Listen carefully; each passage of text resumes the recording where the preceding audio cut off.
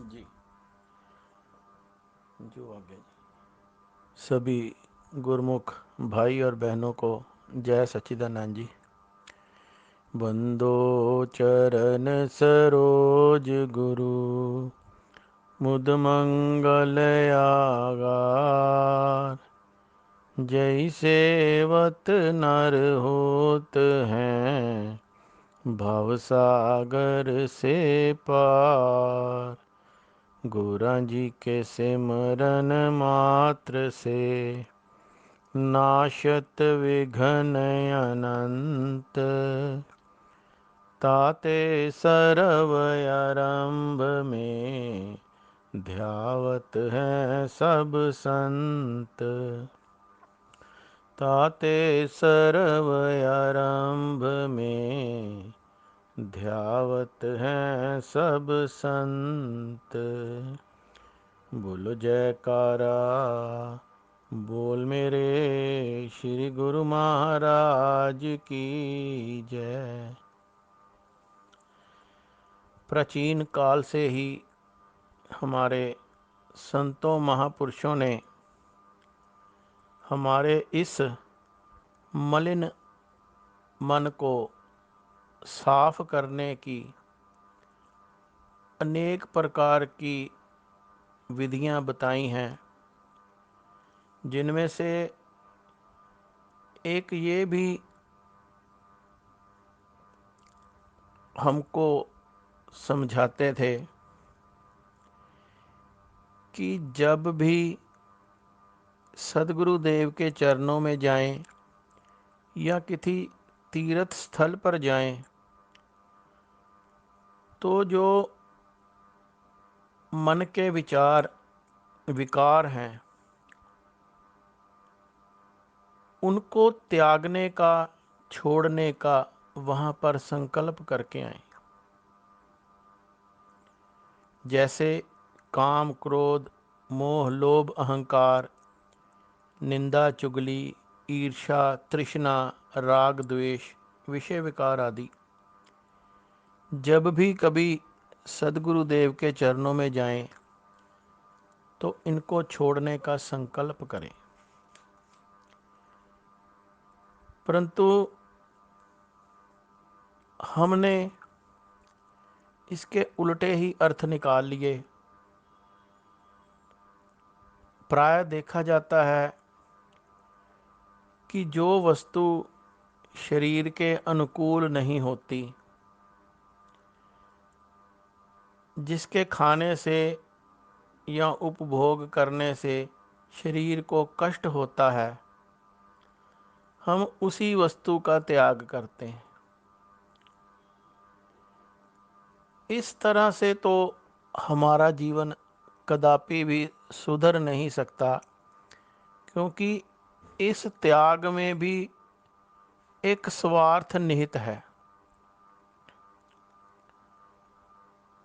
अगर देखा जाए तो त्यागना तो दूर की बात है, हम कितना कुछ अनचाहा ग्रहण ही करते रहते हैं। जिस चीज़ की ज़रूरत नहीं है उसको भी इकट्ठा करते रहते हैं। छोड़ना या त्याग करना, अपने मन की सफाई करना तो काफ़ी पीछे रह गया।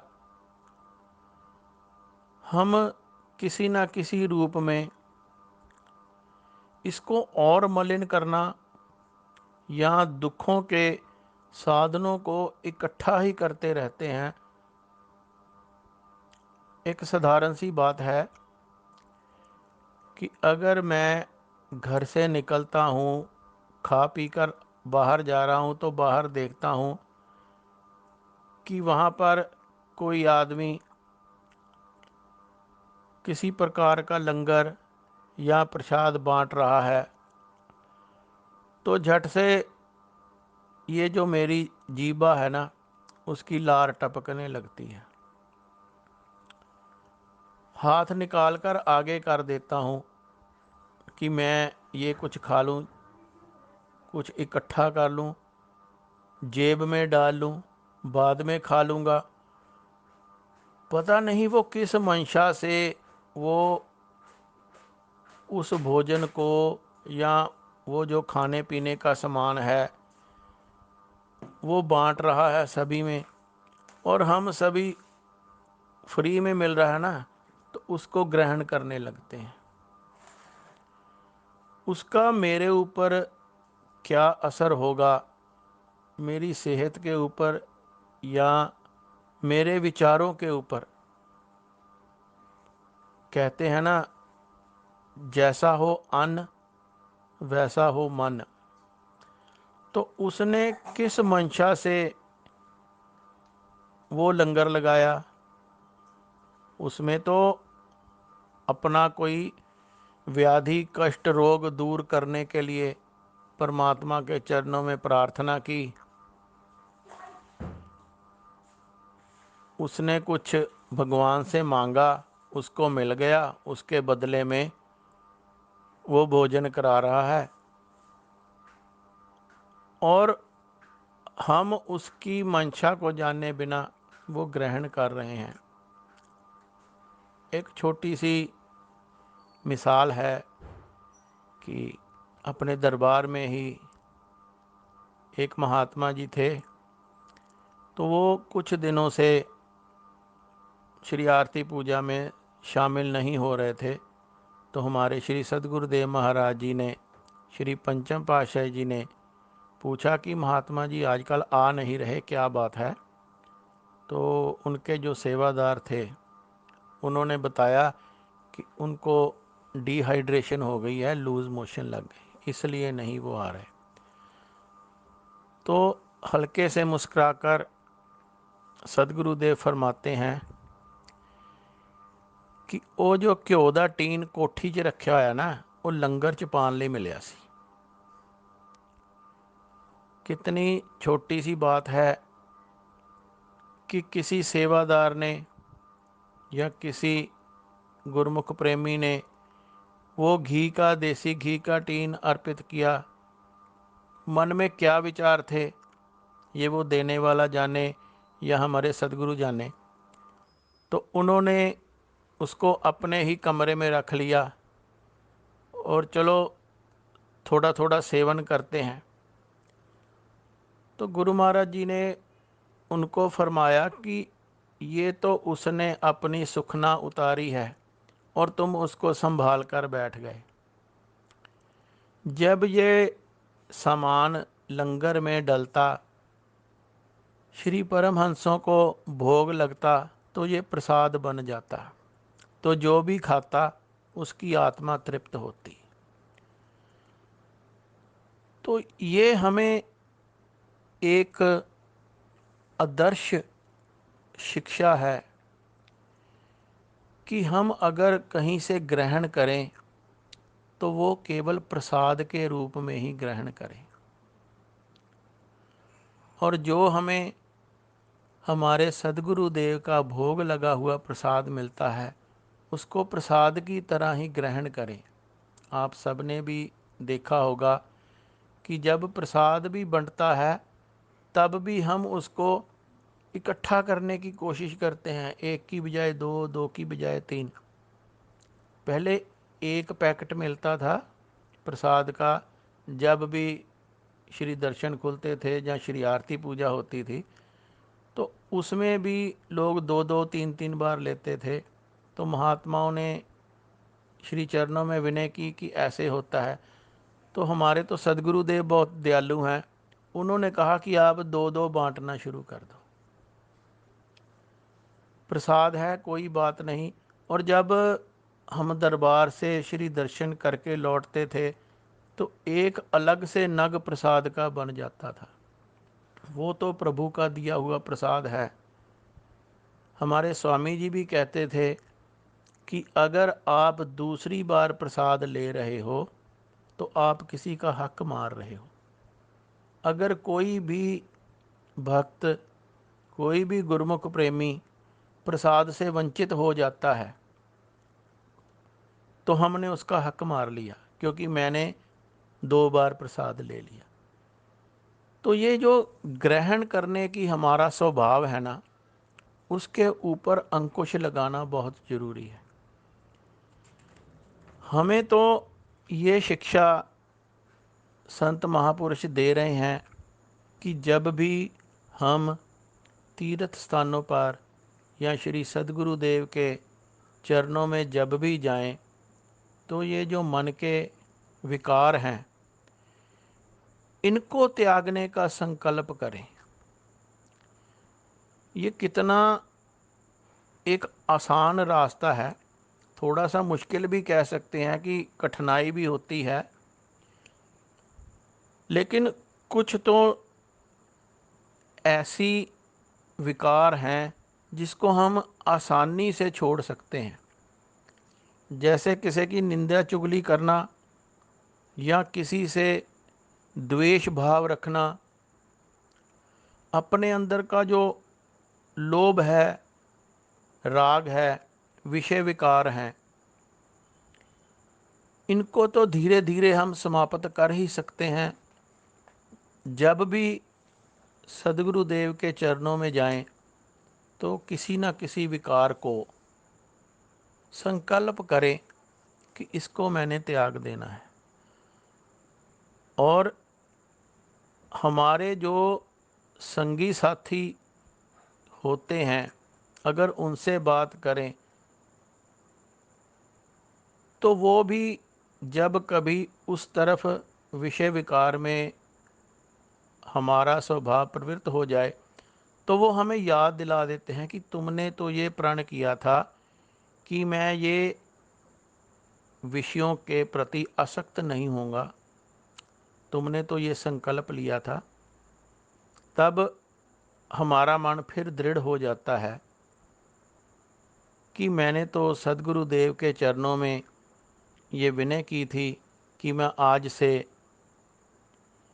जैसे मांस मदिरा ही है इसको त्यागता हूँ। तो जब कभी दोबारा इस ओर झुकाव होता है तो एक बार, दो बार, तीन बार तो हमारी अंतरात्मा हमें कहती है, बस तभी हमने रुकना है कि नहीं, मैंने तो ये अपने गुरुदेव से वायदा किया है। और सद्गुरुदेव तो जानी जान है, घट घट में उनका वास है। जब हम अपने आप से ही अगर संकल्प लिया है और अपने आप से ही उसके ऊपर अंकुश भी लगाते हैं, तो गुरुदेव प्रसन्न होते हैं कि ये अपने वायदे का, अपने वचन का पक्का है। इसी तरह धीरे धीरे जब सुमिरन का प्रभाव हमारे ऊपर पड़ता है तो ये जो विकार होते हैं ये स्वयमेव ही कमज़ोर होते जाते हैं। किसी के ऊपर क्रोध नहीं करना, कहना तो बहुत आसान है, लेकिन जैसे जैसे हम नाम का सुमिरन करते हैं, प्रभु का ध्यान करते हैं, तो उसके ऊपर भी स्वयमेव से ही अंकुश लगने लगता है। तो ये एक प्रकार का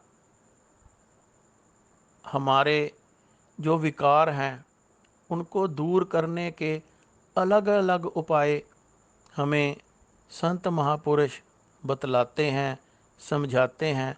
और उनके समझाने का ध्येय केवल इतना ही होता है कि हम पता नहीं कितनी योनियों के चक्कर काटने के बाद इस मनुष्य जीवन को धारण किया है, और इसका तो केवल एक ही लक्ष्य है कि परमपिता परमात्मा के चरणों में इस रूह को विलीन करना है। हमारे सद्गुरुदेव तो अत्यंत दयालु हैं। नाम दान देने में कोई शर्त नहीं, पात्र कैसा भी है, अगर वो शरण में आ गया तो झट से उसके ऊपर कृपा करते हैं, नाम दान से उसकी झोली भर देते हैं। अब फ़र्ज तो हमारा है ना कि हमने वो विधि सद्गुरुदेव की कृपा से प्राप्त कर ली है, उस विधि के अनुसार ही उनके बताए हुए मार्ग पर भरसक प्रयत्न करते हुए अगर मन नहीं भी लगता तो भी उस तरफ चलना ही चलना है।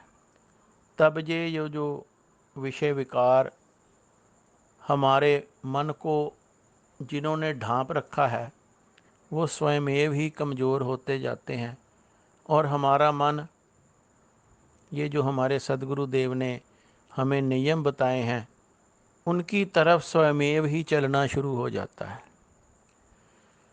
तो हमारा ये फ़र्ज है और लक्ष्य भी यही होना चाहिए कि अपने सदगुरुदेव के बताए हुए मार्ग पर हित चित से पालना करते हुए पांचों नियमों को निभाना है और सदगुरुदेव का जो हुक्म है 2 घंटे का भजन अभ्यास, उसको भी करने का भरसक प्रयत्न करना है।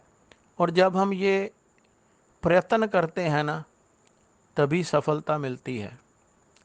प्रयत्न नहीं छोड़ना, बार बार समय कब मिलता है, कैसे भी मिलता है, उस समय का सदुपयोग करना है। बहुत बार हमें ये भी बताते हैं कि जब काम कर रहे हैं, जैसे गुरुमुख बहनें रसोई में भी काम करते हैं, तब भी सुमिरन कर सकते हैं। सुमिरन की तो इतनी महानता है।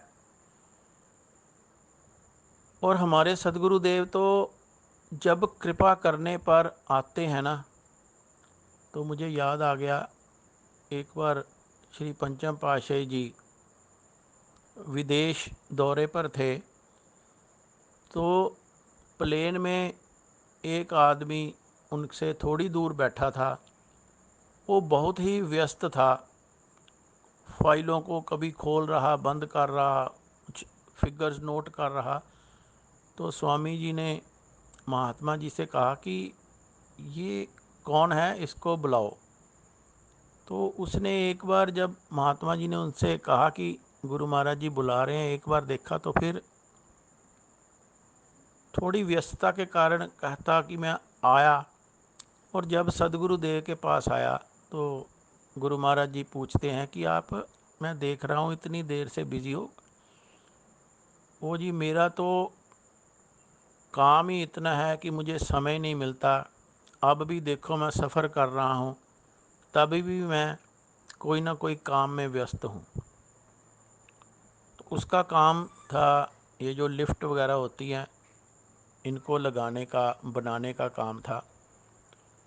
तो गुरु महाराज जी उससे पूछते हैं कि तुम्हारे पास कोई ऐसा समय है कि जब तुम फ्री होते हो?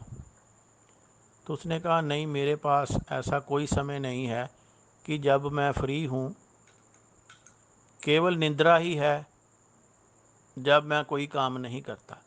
तो गुरु महाराज जी ने फिर मुस्कुराकर उससे कहा कि सोच कर बताओ कि कौन सा समय है जब तुम जागृत अवस्था में हो और ये काम धंधा नहीं कर रहे। तो उसने कहा कि जब मैं वॉशरूम में होता हूँ, तभी वो समय है जब मैं कोई काम नहीं कर रहा होता। तो स्वामी जी ने उसको आशीर्वाद दिया और नामदान दे दिया कि जब तुम वॉशरूम में हो तभी इस नाम का सुमिरन करना। कितनी कृपा है और कैसे सदगुरुदेव अपनी रूहों को इस माया की दलदल से निकालते हैं, ये उनकी दयालुता है। उसने माथा टेका और प्रॉमिस किया कि उस समय तो मैं ज़रूर सुमिरन करूँगा। और फिर वो इतना ज़्यादा मुरीद हो गया कि सदगुरुदेव के दर्शनों को भी आने लग पड़ा। श्री अनंतपुर में लिफ्ट वगैरह का जो कार्य था, वो भी उसने स्वयं वहाँ पर रहकर करवाया।